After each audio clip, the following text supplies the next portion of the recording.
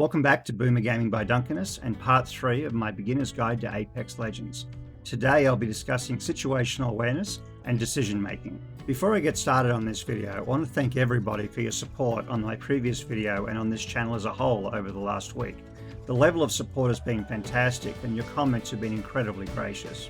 Don't forget, if you enjoy this video, to press the like button and hit subscribe if you want to be notified when I post new videos. With that out of the way, let's get started.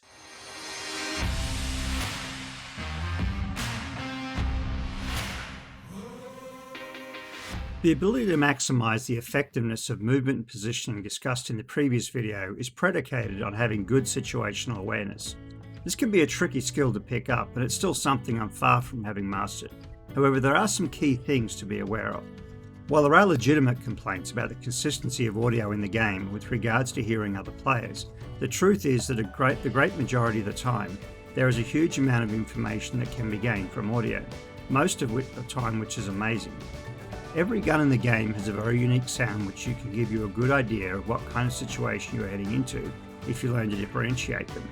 Footsteps will give you warning that other players are nearby. Knocked another. There's someone over here. Yeah, right below me. And since each legend has distinct footsteps, you can often differentiate between your teammates and the enemy by listening for these differences.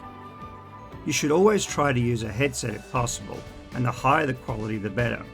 With a good headset, you can clearly tell the direction sounds are coming from horizontally, although vertically can be a little tricky. Level 1.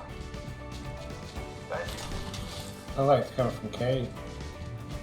To help with this, listen to the sound of the footsteps, which make a different sound depending on what surface they are walking on. The sound of someone walking on a roof tends to echo more than someone walking on solid ground, for example. Practice listening and make a guess, and you will rapidly improve in this area.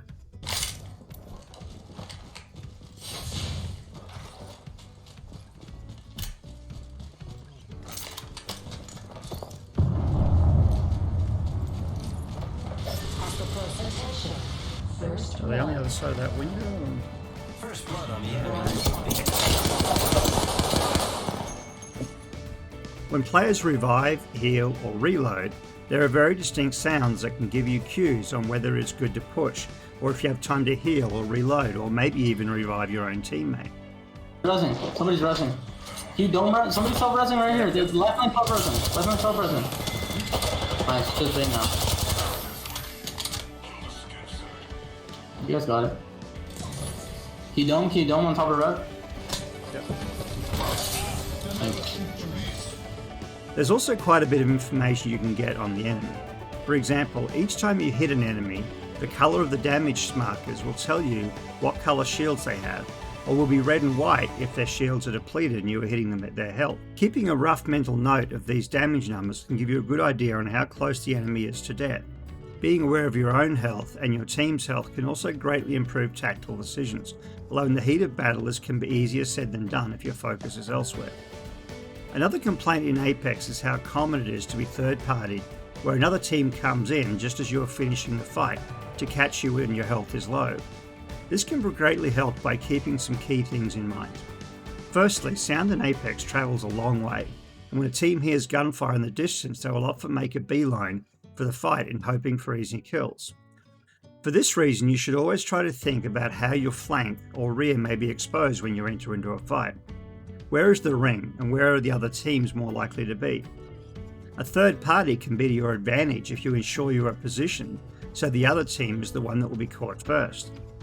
If your positioning isn't strong with regards to the risk of other teams joining the fight, you should look to finish the fight quickly. If a fight goes on for more than about 30 seconds, you should be looking for ways to retreat to a stronger position. On a more individual and granular level, there are some common mistakes that new players make when in a fight. The first is to attempt to finish off an enemy who is down before the teammates are killed. Most of the time this is a mistake, and it's much better to win the fight, at which point you will going to get the kills. There are a couple of exceptions to this, such as if you have no armor or are very low on ammo and you need the resources to survive the fight, then you may be able to make a calculated gamble to finish the player and loot their body. If they have a high level knockdown shield or in a difficult position to finish, you may find value in doing a finisher, which will restore all of your shields.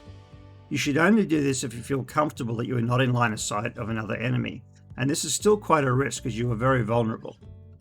As a small tip, if you are trying to finish off an enemy with your guns, take advantage of the slight lag or latency between your movements and the enemy's ability to respond. If you move a little to one side then quickly move to the other, about 99% of the time their flank will be exposed behind their shields. You can also try quickly jumping over them or shooting them from above. As a couple of more advanced tips, it can be worth taking a quick poke at a down player to see if they have a gold knockdown shield that might allow them to self-revive. And a great way to finish off players regardless at low risk is to throw a thermite grenade on them, which can't be blocked and is very hard to move away from. Another big mistake that new players make is to try and revive a teammate mid-fight. Most of the time, this is also a mistake, as you will make a very loud sound when doing this and the enemy knows that you are completely vulnerable at this point. If they push at that time, they can quickly finish off both of you in quick order. As with all things, there are exceptions to this.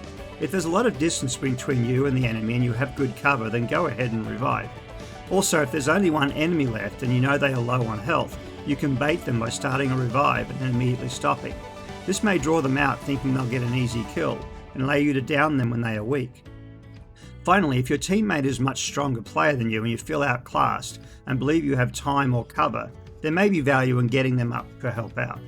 Remember though that unless you have a gold backpack, they will come up with very little health or armor. If you do decide to revive, always listen very carefully for the sounds of any footsteps, and at the first hint of such, stop the revive. Even if you do get it off in time, you will both be so vulnerable that you're likely to die almost instantly if you're being pushed. The one obvious exception to this in recent times is the new Lifeline ability. If you're playing as Lifeline, you should be looking to do that instant heal whenever possible.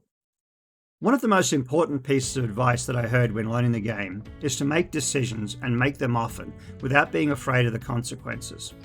The more times you make decisions, the more instinctive those in-the-moment decisions will become. In this clip where I was about to die, I made an instinctive grapple that if I thought about it, I would almost certainly have died.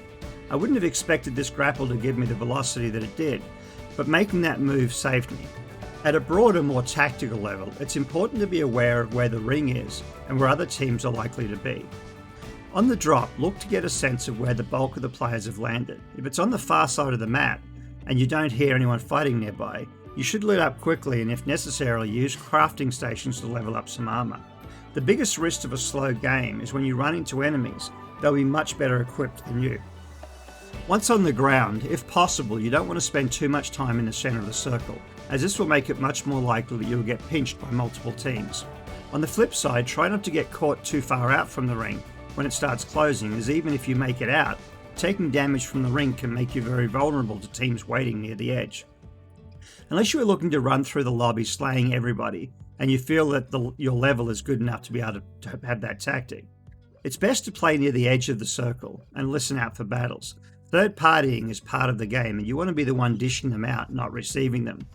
Having the circle behind you can make you feel confident that players are not going to come at you from that direction, which provides one less area to be concerned about.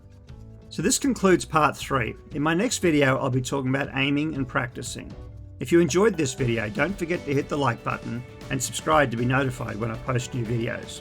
I'd love to hear your thoughts in the comments below, or come by my Twitch channel where I stream every night from about 7 PM. There's a link in the description below. As always, happy gaming. Kick around the corner. He's right here, right here. He just lost his ult. Here, Giving my shields a recharge. come girl, come get me. He's distracted enough. Give him the chance. Round 5. Beginning ring countdown. Fast reduction. Just giving Hold on, my shields a Duncan. recharge. Opening fire on You the don't enemy. say.